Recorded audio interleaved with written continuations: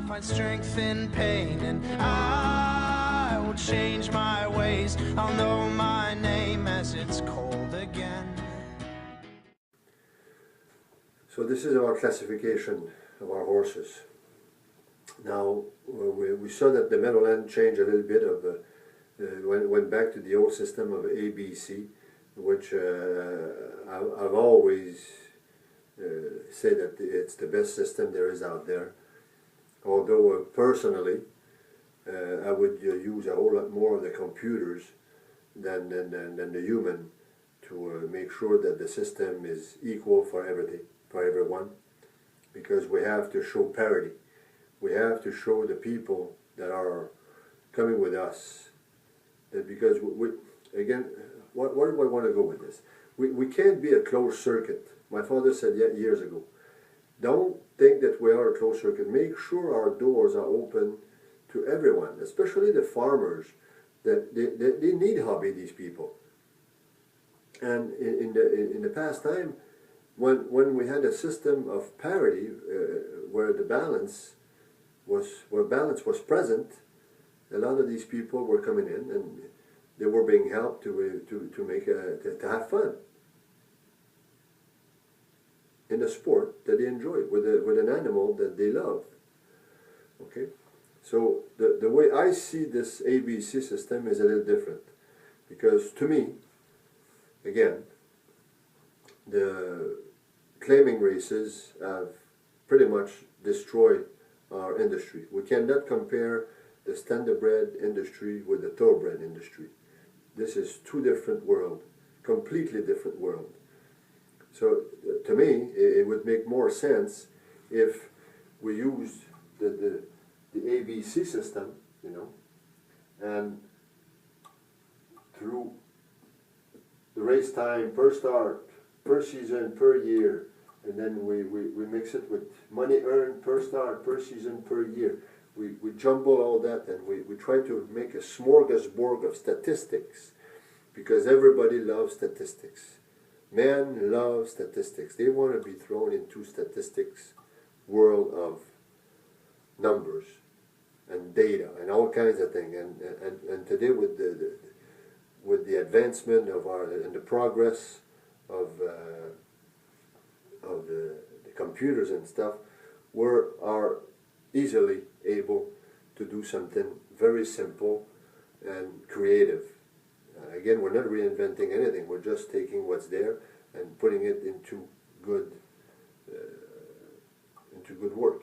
So again, now instead of having claiming races, if I had the opportunity, so once you classify your horses in the proper class, and there will be change. It's like in hockey. You know, I coached hockey for over 12 years. I gave my time to give children, boys, most of them, the chance to play a sport that they love, and they were in the right.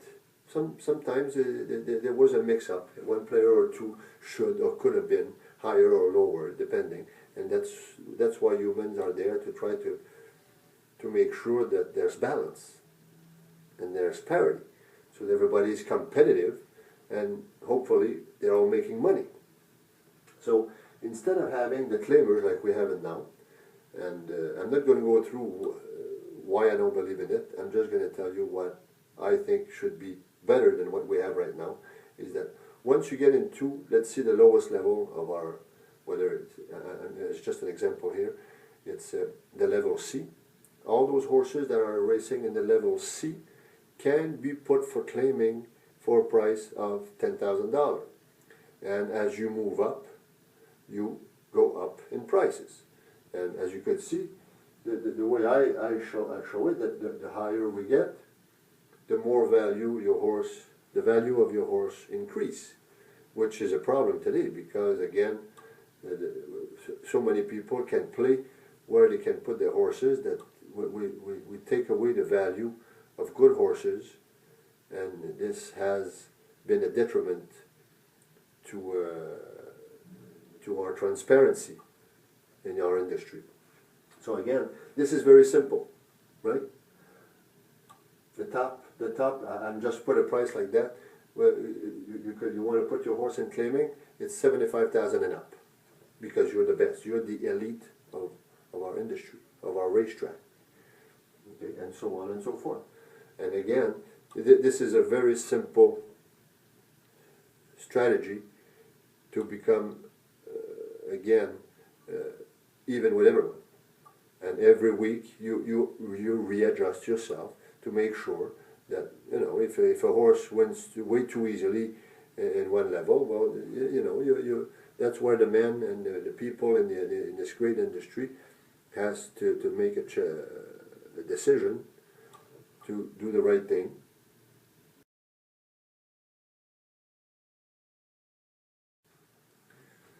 So the next thing is about distribution of our money. Now, I just look at a game, at a sports like football or hockey, and I look, they're team sports, and it doesn't matter if the second goalie sits on the bench, or you play on the fourth line, or whatever, you get paid for that game. So in our industry, we have that hasn't changed in the past, since I've been around, 50 years. Nothing has changed about that. Now, I'm not trying to reinvent the wheel, but we have to put down so much, not put down, but we have to stop putting so much emphasis on winning. Winning is important. I get that. I don't consider myself a loser. I love winning, but there's the right price for winning. You can't win at just any price, right? So the way it was for since I've been around, it's what, 50% goes up to the winner, then 25, then 12, then 8, and 5, and the rest of the field get nothing. Right? They showed up, they performed, they tried to give, they were part of the spectacle, and they tried to entertain the people, and they get nothing. Now, so to me, it doesn't make any sense. So again, that's my opinion, and my opinion only, where first prize money should be 40%, second prize money should be 25, third should be 15, 10, and 5 for the person, the horse that finished in 5th place. But if you count, there's 95% of the purse money into the first 5. And I believe that the rest of the field should get 5% of that. I think it's just fair. If you race in Toronto, a field of 10, 5%, I mean, that's not much, but at least you pay your gas, or because we know the gas price, and we know how much it costs today to just go around, and it'll encourage the people to just encourage the people, you know, just to know that they'll get a little back. And I think that's important. The second thing is that, again, that hasn't changed in years, you know, 50 years. 90% of the money goes to the owner, then 5% to the trainer, 5% to the drivers. Okay? Now, to me, again, I hope everybody's in with me. The grooms are part of the team. Everybody's getting paid, okay? But the driver cannot make his living, as good as living as he's making, if the groom don't do his job or her job. So to me, this would make more sense. It would make more sense that, again, 90% of it goes to the owner, which is right. But 1% on each is taken away to the trainer and the driver, so that the groom gets something back. Now, the groom is, again, and I'm only taking the word out from the context of what Billy Houghton had said to his employees, where they are the cornerstone of this industry, you know, and it is true. They're people like you and I. They may not be the brightest, they may not be the most educated, but they're the most devoted to what they're doing. And they're doing the best that they can every single day, again, in most of them. And we have to help them build something for the future, because right now there's no advancement. once you're groom, forget it. You're stuck there just for about the rest of your life. That ain't right. We have to show the people that are looking at us, the government that are looking at us, that we are an industry that wants to promote its talent. We have great people in the grooms. We have women that are extremely talented, because there are a lot of women in the horse world, and these women are very dedicated because they had that.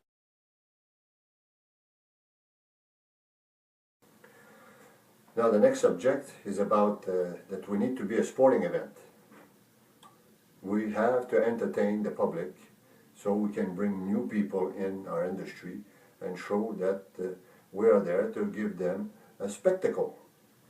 You know, we gotta give a show. So to me, the way to do it is, again, go abroad and look at the European and about distance racing. Here in Canada, we are a metric country, so we should go back to metric racing. Racing 2,000 meter races, 3,000, 4,000 meter racing, and force our trainers to train not for speed anymore, but more for endurance and longevity.